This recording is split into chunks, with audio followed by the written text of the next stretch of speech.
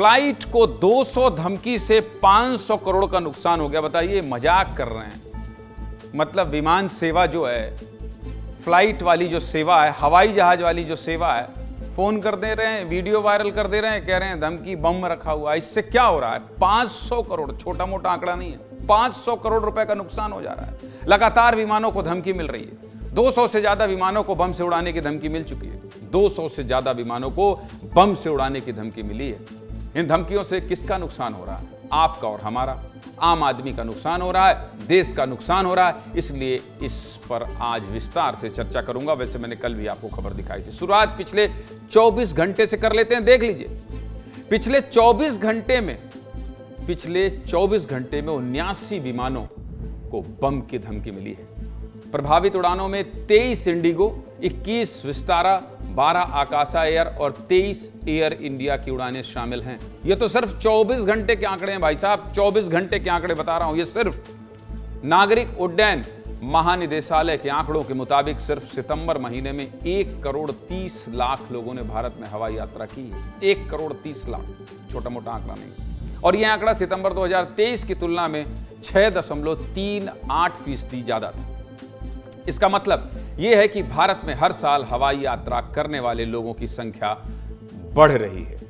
इसलिए विस्तार से आपको फिर से दिखाता हूं कि यात्रियों की संख्या तो बढ़ी है, लेकिन इसके साथ एयरलाइंस को मिलने वाली धमकियां भी बढ़ती जा रही हैं, जो चिंता का विषय है। 1-2 नहीं, बल्कि दिन भर में 80 धमकी।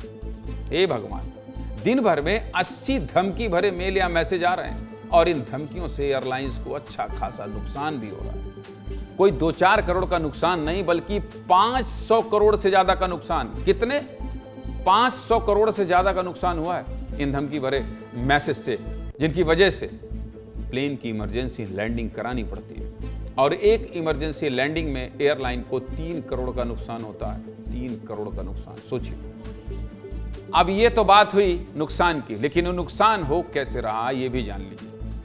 अब आप सोचते होंगे कि भाई लैंड ही तो कराई है, फ्लाइट उतारा ही तो है, 3 करोड़ का नुकसान कैसे हो गया? ऐसा नहीं है भाई साहब, बहुत नुकसान होता है। कैसे, ये भी समझा देता हूं। चलिए देख लीजिए विस्तार से ग्राफिक्स के जरिए। अब धमकी मिलती है तो निर्धारित एयरपोर्ट से पहले किसी एयरपोर्ट पर इमरजेंसी लैंडिंग करानी पड़ती है, जिसकी वजह से फ्यूल की खपत ज्यादा होती है। प्लेन पहले लैंड करेगा, फिर से अपने निर्धारित एयरपोर्ट के लिए उड़ान भरेगा, तो ज्यादा फ्यूल लगेगा ना। विमान की जब दोबारा जांच होती है तो उसमें भी संसाधन खर्च होते हैं, बम निरोधक टीम आती है और समय की भी बर्बादी होती है। अब विमान की इमरजेंसी लैंडिंग की वजह से यात्रियों को होटल में रुकवाना पड़ता है, एयरपोर्ट को पार्किंग चार्ज देना पड़ता है, यात्रियों को फिर से चाय नाश्ता कराना पड़ता है, क्रू मेंबर और पायलट को भी ड्यूटी चार्ज देना पड़ता है। बहुत झंझट है, बहुत झंझट, बहुत परेशानी।